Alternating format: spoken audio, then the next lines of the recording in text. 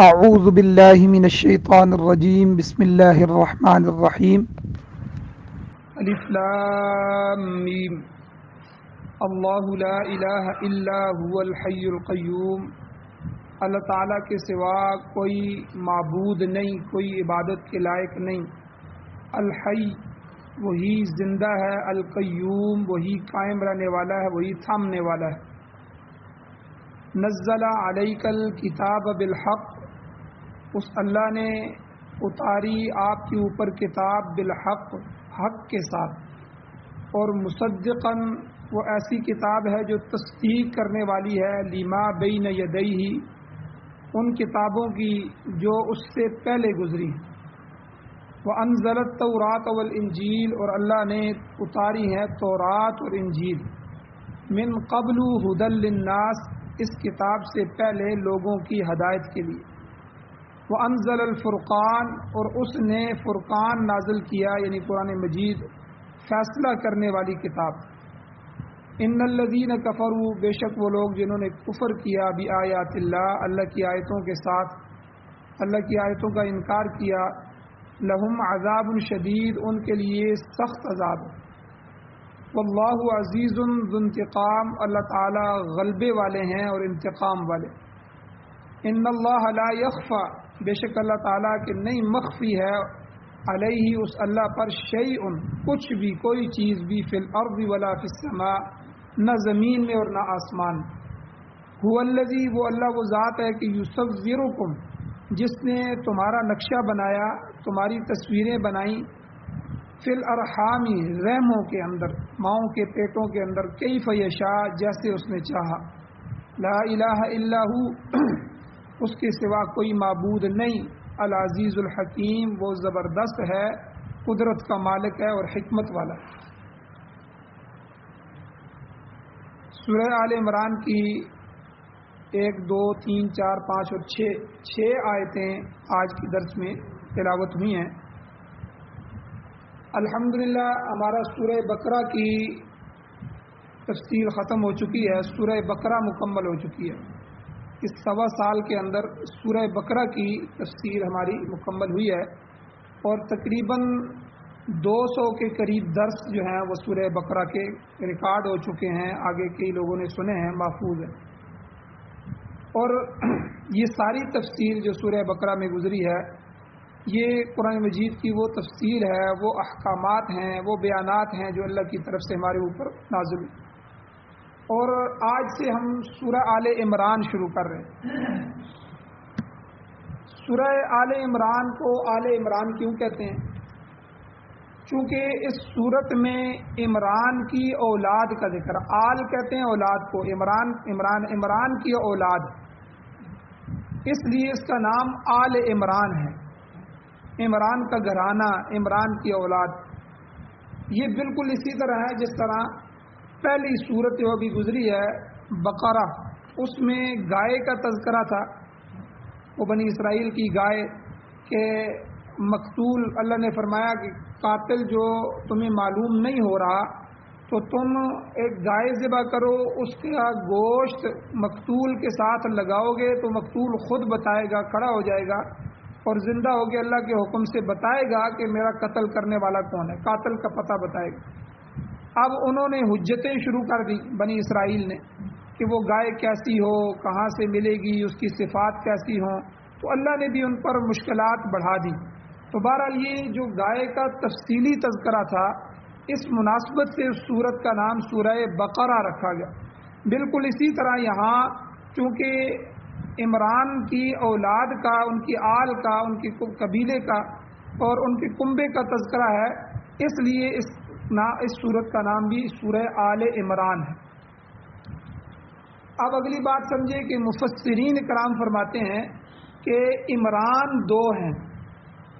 ایک حضرت موسیٰ علیہ السلام کے والد کا نام بھی عمران تھا، حضرت موسیٰ علیہ السلام کے جو ابا تھے، باپ، ان کا نام بھی عمران تھا، اور دوسرے حضرت مریم رضی اللہ تعالی عنہ، ان کے والد کا نام بھی عمران تھا۔ یہ 2 عمران تھے، حضرت موسیٰ علیہ السلام کے والد کا نام، حضرت مریم کے والد کا نام بھی عمران تھا۔ چونکہ اس صورت میں زیادہ تر حضرت مریم اور ان کے بیٹے حضرت عیسیٰ علیہ السلام کا ذکر ہے، اس لیے یہاں پر عمران سے مراد حضرت مریم کے والد کا جو ہے وہ تذکرہ ہے، تو وہ مراد ہے حضرت مریم کے والد، کیونکہ زیادہ تر تذکرہ حضرت مریم اور عیسیٰ علیہ السلام کا آگے چل رہا ہے۔ اگلی بات سمجھے کہ حضرت موسیٰ علیہ السلام کے جو والد تھے وہ بھی پیغمبر نہیں تھے، حضرت مریم کے جو والد ہیں وہ بھی پیغمبر نہیں ہیں، البتہ یہ دونوں جو عمران تھے یہ نیک، صالح اور ایماندار آدمی تھے، تاہم ان میں سے جو حضرت مریم کے جو والد ہیں عمران، وہ بیت المقدس کے ذمہ دار اور امام بھی تھے۔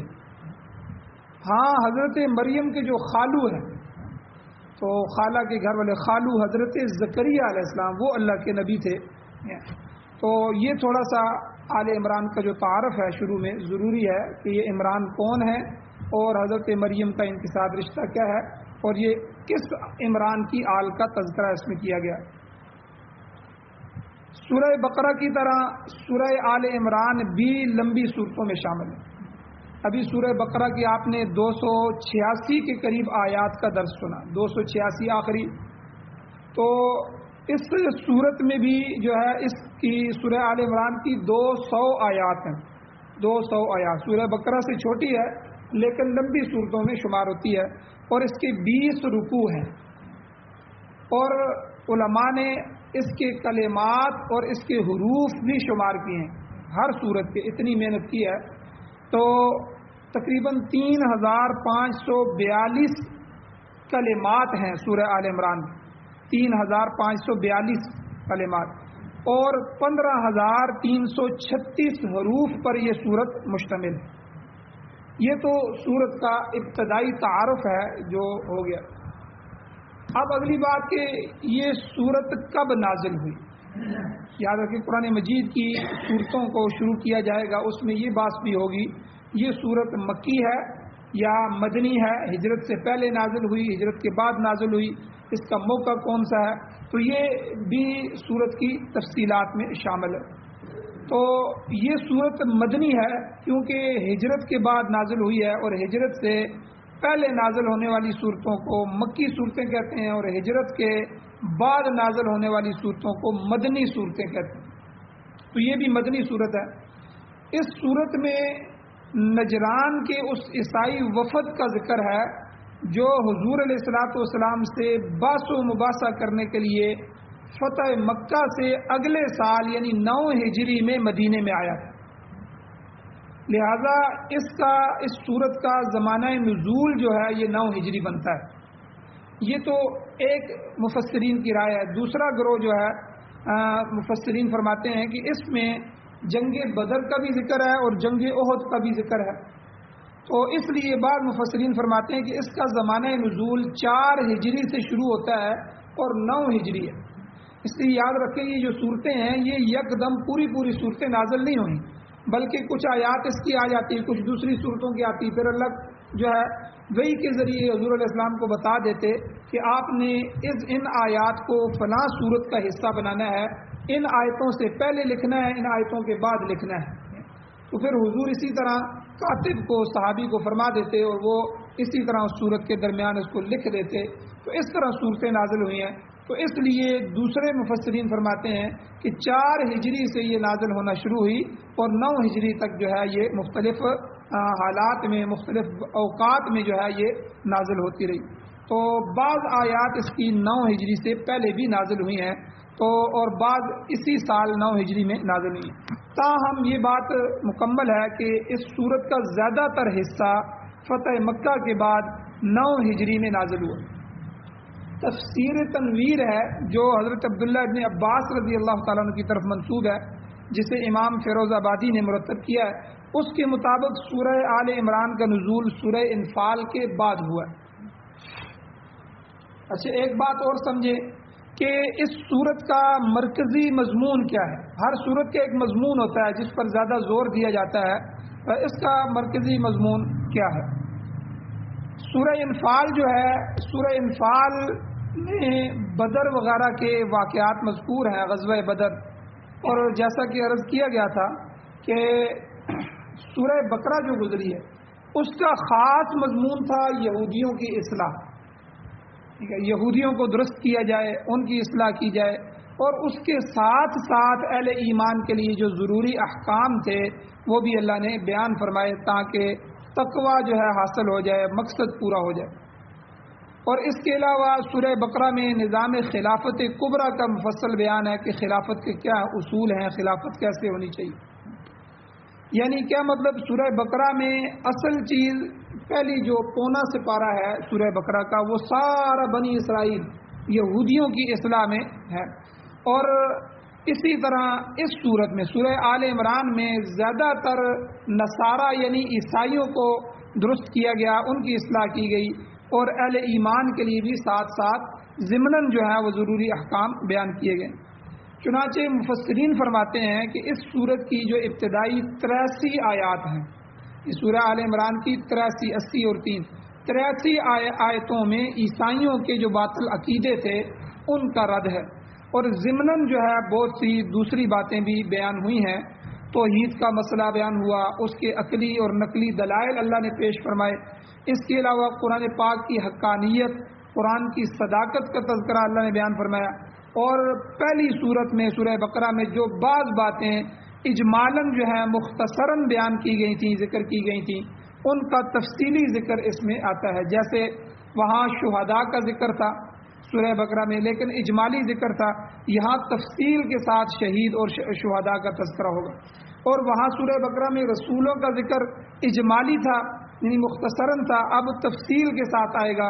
حضرت ابراہیم علیہ السلام، حضرت یعقوب علیہ السلام، حضرت مسیح علیہ السلام، عیسیٰ علیہ السلام کے تذکرے، یہ سب سورہ بقرہ میں اجمالی تھے، اب سورہ آل عمران میں تفصیلی بھی مفصل تذکرہ آئے گا۔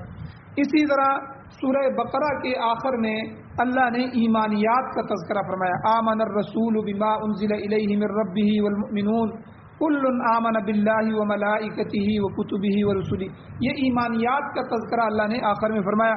اس سورہ مبارکہ میں ابتدائی میں اللہ نے توحید کا مسئلہ بیان فرمایا، شروع سے ہی توحید کا مسئلہ بیان فرمایا۔ اب اس سورت کا اصل شان نزول کیا ہے، اور اس سورت میں جو ہے کس وفد کا ذکر ہے؟ یمن کے جو عیسائی تھے، یمن کے نجران جو علاقہ تھا، اس کے عیسائیوں کا ایک بڑا وفد، ایک پورا جو ہے ٹیم حضور علیہ الصلوۃ والسلام کے پاس آئی، اور وہ وفد 60 افراد پر مشتمل تھا۔ 60 بڑے بڑے عیسائی جو ہے وہ حضور کے پاس آئے۔ اب ان 60 میں سے 14 جو آدمی تھے وہ سرکردہ آدمی تھے، بڑے آدمی تھے ان، اور 3 آدمی ان میں سے سردار تھے، اپنی قوم کے سرداروں میں سے تھے۔ ان میں ایک عبد المسیح تھا، عبد المسیح عاقب، یہ امارت اور سیادت کے لحاظ سے اعلیٰ حیثیت کا مالک تھا، وہ اپنی قوم کا ایک امیروں میں سے تھا، امیر تھا بڑا۔ اور دوسرا احمس سید، یہ دوسرا جو عیسائی تھا، یہ بھی ان کے سرداروں میں سے تھا۔ یہ عقل مندی اور تدبیر میں کامل تصور کیا جاتا تھا، یہ بڑا عقل مند سمجھا جاتا تھا، اور تدبیر میں ماہر تھا کہ جب موقع آتا ہے تو فوراً ایسی رائے دیتا ہے کہ جو رائے بھاری ہو جائے، ٹھیک ہے، قیمتی ہو جائے۔ اور تیسرا شخص ابو حارثہ ابن علقمہ، یہ ان کا مذہبی اعتبار سے مذہبی پیشوا تھا، جید عالم تھا، ان کا پادری تھا، اور ایک وقی اور معزز شخص تھا۔ یہ جو تیسرا آدمی تھا ابو حارثہ ابن علقمہ، پہلے دو وہ تو نسلاً در نسل عیسائی تھے، یہ جو آدمی تھا یہ عربوں کے مشہور قبیلہ بکر بن وائل سے تعلق رکھتا تھا۔ اس قبیلے نے عیسائی مذہب اختیار کر لیا تھا، اور روم کے جو عیسائی بادشاہ تھا اس نے انہیں جاگیر ایک بخش دی تھی، ان کی بڑی قدر و منزلت کرتا تھا، انہیں ایک بہت بڑا گرجا بنا کر اس نے دیا تھا۔ تو اس لیے یہ 3 شخص ان میں سے بڑے سردار تھے جو اس وفد میں آئے۔ تو آپ اندازہ لگا لیں کہ یہ کتنا قیمتی وفد تھا جو حضور کی مجلس میں آیا۔ اچھا، اس وفد کے مقاصد کیا تھے؟ یہ کیوں آیا، کس وجہ سے آیا، اس کا مقصد کیا تھا؟ ایک سوال پیدا ہوتا ہے۔ تو مؤرخین کے اقوال سامنے رکھے جائیں، سیرت کی کتابوں کو دیکھا جائے اور ذخیرہ احادیث کا مطالعہ کیا جائے، تو اس سے پتہ چلتا ہے کہ جو نجران کا وفد تھا اس کی آمد کے دو مقصد تھے. ایک ان کا سیاسی مقصد تھا، ایک ان کا مذہبی مقصد تھا. دو مقصد تھے ان. پہلا مقصد تو سیاسی تھا. سیاسی کیا مقصد تھا؟ یہ وہ زمانہ تھا جب وہ آیا کہ جب مکہ فتح ہو گیا اور عرب کی ساری سرزمین پر اور یمن کے بھی کچھ علاقے پر مسلمانوں کا تسلط ہو چکا تھا. حضور موجود تھے، سارا عرب جو ہے حضور کے قدموں میں آ گیا اور عرب سے نکل کر آگے یمن کے جو علاقے تھے وہ بھی حضور کے جو ہے قبضے میں آ گئے. نجران کے جو عیسائی تھے یہ مسلمانوں سے ڈر گئے، یہ مسلمانوں سے خائف تھے کہ ادھر مدینہ طیبہ میں انہوں نے یہودیوں کے ساتھ کیا کیا اور پورے علاقے میں عربوں کے ساتھ کیا کیا. پورے عرب ان کے مطیع ہو گئے اور یہودیوں کا بھی انہوں نے علاج کر لیا. اب ہم پیچھے عیسائی بچے ہیں، اب یمن کے ساتھ ہم رہتے ہیں، اس لیے ہمیں ان سے بات کرنی چاہیے. یعنی اب پورا عرب تو حضور عرب کے سارے قبائل اذا جاء نصر اللہ والفتح ورأیت الناس يدخلون فی دین اللہ افواجا، کہ آپ نے دیکھا کہ لوگ فوج در فوج جو ہے وہ دین میں داخل ہو رہے ہیں. یعنی سارے عرب جو ہیں وہ تقریباً جو ہے وہ ایمان کے اندر داخل ہو گئے اور ان کے علاقے حضور کے پاس آ گئے. اب مدینہ میں کیا ہوا؟ مدینے میں یہودیوں کے ساتھ حضور نے کیا کیا جس کی وجہ سے عیسائی ڈرے کہ مدینہ میں یہودیوں کی اکثریت تھی جن میں 3 بڑے خاندان آباد تھے مدینے میں، بنو قریظہ، بنو نذیر، بنو قینقاع. یہ 3 بڑے، اور یہ بڑے متعصب اور ضدی قسم کے یہودی تھے، سود خور تھے اور سازشی ذہن کے حامل لوگ تھے، ہر وقت سازشیں کرتے رہتے تھے. ان کی اسی خباثت کی وجہ سے ان میں سے 2 قبیلوں کو، بنو نذیر اور بنو قینقاع کو حضور نے جلا وطن کر دیا. یہاں سے دفع ہو جاؤ، نکل جاؤ، مدینہ خالی کرو. تو حضور نے ان کو مدینے سے نکال دیا.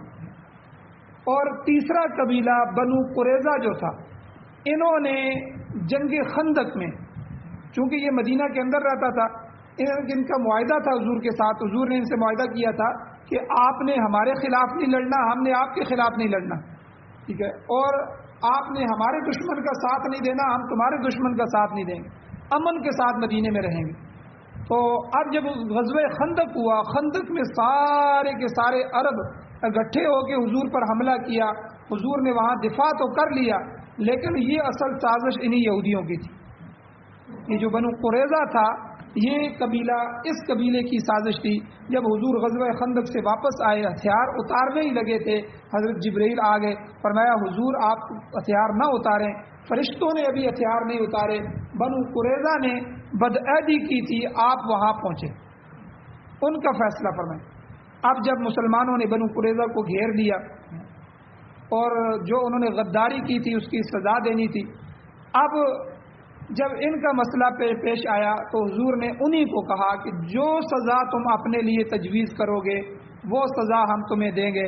تمہاری کیا سزا ہونی چاہیے؟ تم نے عہد کو توڑا ہے، باہر سے سارا عرب، سارا دشمن ہمارے اوپر آ کے حملہ کر رہا ہے، اندر سے تم سازشیں کر رہے ہو، تم نے عہد کو توڑا ہے، تمہاری سزا ہے. اس لیے تمہاری سزا کے لیے حکم مقرر کرو، کون تمہارا فیصلہ کرے گا؟ اب ان سب نے مل کر حضرت سعد ابن معاذ رضی اللہ تعالیٰ، اب یہ ان کے دوست تھے پہلے اور محبت رکھتے تھے، انہوں نے کہا کہ یہ اچھا فیصلہ کریں گے. تو حضرت سعد ابن معاذ رضی اللہ تعالیٰ عنہ کو انہوں نے کہا جی یہ ہمارے حکم ہے، جو یہ فیصلہ کر دیں ہم ان کے فیصلے کو تسلیم. حضور نے کہا کہ سوچ لو، کہا کہ ٹھیک ہے جی، بات ہوگی. اب سعد ابن معاذ رضی اللہ تعالیٰ عنہ کو بلایا گیا اور ان کو کہا گیا کہ یہ آپ کو حکم بنا رہے ہیں، آپ ان کے بارے میں فیصلہ کریں. انہوں نے کہا کہ حضور میرا فیصلہ یہ ہے کہ ان کے جتنے بھی مرد ہیں، اور ایک روایت میں 400 آتے ہیں، ایک روایت میں 600 مرد، ان کے مردوں کو قتل کر دیا جائے اور ان کی عورتوں اور بچوں کو غلام بنایا جائے. ان کے جو مال ہیں، ان کے گھر، مال، اموال وغیرہ، وہ سب مسلمانوں میں مال غنیمت کے طور پر تقسیم کر دیں. اب اتنا سخت جب فیصلہ آیا تو حضور نے اسی فیصلے پر عمل کیا اور یہ قبیلہ ہمیشہ کے لیے ختم ہو گیا. پہلے 2 یہودیوں کے جو قبیلے تھے، بنو نذیر اور بنو قینقاع، ان کو تو حضور نے نکال دیا، وہ تو بچ گیا، لیکن یہاں سے وہ چلے گئے. یہ تیسرا قبیلہ یہ بالکل ختم ہو گیا، ان کے مرد مارے گئے، ان کی عورتیں بچے غلام بنا لیے گئے، اور ان کے جو گھر مال اموال تھے وہ مسلمانوں میں تقسیم کر دی۔ یہ بدعہدی کی سزا حضور نے دی، انہوں نے جو عہد توڑا اور اندر سے سازشیں کی اور مسلمانوں کو ختم کرنے کے لیے پورے عرب کے دشمنوں کو اکٹھا کیا، اس کی اللہ کے نبی نے ان کو سزا دی۔ اور یہودی آج بھی اس بات کو نہیں بھولتا، اس ذلت کو آج بھی وہ نہیں بھولے، آج بھی وہ کہتے ہیں اور اپنی کتابوں میں وہ اسرائیل کے اندر اپنے بچوں کو پڑھا رہے ہیں کہ مدینہ ہمارا ہے، یعنی وہ کہتے ہیں کہ یہ جو مدینہ ہے یہ مسلمانوں کا نہیں ہے، یہاں ہمارے ابا و اجداد تھے، ہمیں یہاں سے ہمارے قبائل کو ذلت سے نکالا گیا اور ہمیں وہاں موت کے گھاٹ اتارا گیا، اس لیے جب تک مدینے پہ ہم قابو نہیں پاتے، مدینہ ہمارا دوبارہ نہیں ہوتا، ہم جو ہے اس وقت تک چین سے نہیں بیٹھیں گے۔ یہ یہودی آج بھی اپنے بچوں کو سکھا رہے ہیں یا پڑھا رہے ہیں۔ تو بہرحال ان تاریخی واقعات سے جو نجران کے عیسائی تھے وہ سخت خائف تھے، وہ ڈر گئے تھے کہ کہیں مسلمان ان کے ساتھ بھی یہودیوں جیسا سلوک نہ کریں، لہذا انہوں نے اپنا ایک وفد بھیجا اور اس وفد کے ذریعے مسلمانوں سے صلح کی اور امان حاصل کرنے کی کوشش کی کہ ہمیں امن دیا جائے اور ہم آپ کو جزیہ دیں گے، سالانہ رقم دیں گے، اس جزیے کے ساتھ ہم اپنے علاقوں میں جو ہے رہیں گے لیکن ہم آپ کے ماتحت ہوں گے۔ یہ ایک مسئلہ تو ان کا تھا اس کی آمد کا، کہ یہ ان کا سیاسی مقصد تھا کہ ہمیں امان حاصل ہو جائے۔ وہ اور نجران کے وفد کی آمد کا دوسرا بڑا مقصد تھا عیسائیت کی تبلیغ، ان کا مذہبی مقصد۔ عیسیٰ علیہ السلام کے متعلق ان کا عقیدہ یہ تھا کہ وہ خدا کے بیٹے ہیں یا تین خداؤں میں سے تیسرے ہیں، ثالث ثلاثہ، یا وہ خود خدا ہیں۔ یہ تین عقیدے جو ہے وہ اللہ کی ذات کے بارے میں، حضرت مریم کے بارے میں، حضرت عیسیٰ علیہ السلام کے بارے میں، یہ تینوں کے بارے میں کہتے تھے یہ تینوں خدا ہیں یا تینوں میں سے ایک ہیں۔ تو اس لیے یہ عیسیٰ علیہ السلام کے بارے میں ان کا عقیدہ تھا کہ عیسیٰ علیہ السلام یا تو خدا کے بیٹے ہیں یا تین خداؤں میں سے تیسرے ہیں یا خود خدا ہیں۔ تو اس عقیدے پر وہ حضور علیہ السلام سے بحث مباحثہ کرنا چاہتے تھے، آپ آئیں ہم سے بحث و مباحثہ کریں، اس مسئلے کو ہم جو ہے وہ حل کرتے ہیں۔ اس کا ذکر آگے پوری صورت میں آئے گا انشاءاللہ، تصریح کے ساتھ وضاحت کے ساتھ جو ہے وہ آتا ہے۔ اللہ تعالیٰ نے ارشاد فرمایا فَإِنْ حَاجُّوكَ، اگر یہ آپ سے جھگڑا کریں تو پہلے آپ ان کو نرم طریقے سے سمجھانے کی کوشش کریں۔ فَقُلْ أَسْلَمْتُ، آپ ان سے کہیں کہ اسلمت وجہی للہ ومن اتبعن، میں اور میرے پیروکار جو صحابہ کرام ہیں انہوں نے اپنے آپ کو اللہ کے حوالے کر دیا، اللہ کے لیے سونپ دیا ہے۔ تو ان کو آپ نرمی کے ساتھ سمجھائیں، آپ بھی جو ہے قرآن کی بات کو مان لیں، آپ بھی اپنے آپ کو اللہ کے حوالے کریں اور صحیح عقیدوں پر آ جائیں۔ اس کے باوجود حضور کو کہا گیا کہ اگر وہ آپ کی دعوت کو قبول نہ کریں اور آپ سے مسلسل وہ مناظرہ کرنا چاہتے ہیں، بس و مباحثہ کرنا چاہتے ہیں، جھگڑنا چاہتے ہیں، تو فقل، آپ ان کو کہیں تعالوا، اچھا پھر آ جاؤ، میدان میں آؤ، ندعو ابناءنا وابناءکم، ہم بلاتے ہیں اپنے بیٹوں کو اور تمہارے بیٹوں کو، ونساءنا ونساءکم، ہماری عورتیں بھی نکلیں تمہاری عورتیں بھی آئیں، وانفسنا وانفسکم، ہم بھی اپنی جان لے کے نکلیں گے تم بھی، ثم نبتہل، پھر ہم تم سے مبالہ کریں گے۔ مبالہ کہتے ہیں کہ کسی حق بات پہ جو ہے وہ کسی کو ایسا چیلنج دیا جائے کہ چلو میں بھی آگ میں چھلانگ لگاتا ہوں تم بھی لگاؤ، اگر تمہارا دین سچا ہوا تو تم بچ جاؤ گے، ٹھیک ہے، ہمارا دین سچا ہوا تو ہم بچ جائیں۔ تو اس طرح تاریخ کے اندر کئی مبالے ہوئے ہیں۔ تو یہ ثم نبتہل، مبالہ، حضور کو بھی مبالہ کا کہا گیا، حضور نے بھی عیسائیوں سے مبالہ کیا۔ اور فنجعل لعنۃ اللہ علی الکاذبین، ہم میدان میں اپنی عورتوں بچوں کو، خود اپنی جان کو لے کر نکلیں گے، تم بھی نکلو، پھر ہم جھوٹوں پر اللہ کی لعنت بھیجیں گے۔ ہم اللہ سے دعا کریں گے، اے اللہ یہ ہم میدان میں دونوں طبقے آ گئے ہیں، مسلمان حضور اور حضور کی اولاد بھی آ گئی ہے، ادھر سے عیسائی وفد بھی آ گیا ہے، عیسائیوں کے سردار بھی ہیں، ان میں علماء بھی ہیں، اے اللہ ہم میں سے جو جھوٹا ہے اس پر تو لعنت بھیج، عذاب بھیج۔ اب جو ہے چونکہ عیسائی جو ہے وہ میدان میں نہیں نکلے، جب حضور بھی عورتوں کو لے آئے اور ان کو بھی کہا، تو اب عیسائیوں نے چیلنج کو قبول نہیں کیا، وہ ڈر گئے، ٹھیک ہے، اس کا تفصیلی ذکر انشاءاللہ آگے آئے گا۔ تو بہرحال عیسائیوں کا دوسرا مقصد حضور علیہ السلام سے بحث و مباحثہ کرنا تھا۔ یہ دو مقصد تھے اس نجران کے وفد کے عیسائیوں کے آنے کے۔ تو آگے باقی جو تفصیل ہے انشاءاللہ وہ اگلے درس میں بیان کی جائے گی۔ اللہ جل شانہ سے دعا ہے اللہ عمل کی توفیق عطا فرمائے، آمین۔ الحمدللہ رب العالمین والعاقبۃ للمتقین والصلاة والسلام علی رسولہ النبی الامی الکریم۔ اللهم ربنا آتنا فی الدنیا حسنۃ وفی الآخرۃ حسنۃ وقنا عذاب النار۔ یا اللہ ہماری کمیوں کوتاہیوں کو معاف فرمائے، درگزر فرمائیے، صغیرہ کبیرہ گناہوں کو معاف فرمائے۔ یا اللہ جتنی بھی کمزوریاں ہیں، کمیاں کوتاہیاں ہیں، یا اللہ ان کو معاف فرمائے۔ یا اللہ قرآن و سنت کو سننے، سمجھنے، عمل کرنے، اس کی اشاعت کرنے، یا اللہ اس کی حفاظت کرنے کی توفیق نصیب فرمائیے۔ ہماری اولادوں اور نسلوں کو اس کی خدمت کے لیے قبول فرمائیے۔ پوری دنیا کے باطل نظاموں کو ختم فرمائیے۔ یا اللہ اپنے نظام کو غلبہ دیجیے، یا اللہ اپنے نظام کو قائم فرمائیے۔ یا اللہ مظلوموں و مقروضوں کی مدد فرمائیے، جو بیمار ہیں ان کو شفا عطا فرمائیے، جو ایمان کی حالت سے اس دنیا سے جا چکے ہیں یا اللہ ان سب کی بخشش فرمائیے۔ صلی اللہ تعالی علی خیر خلقہ محمد وآلہ وصحبہ اجمعین برحمتک یا ارحم الراحمین۔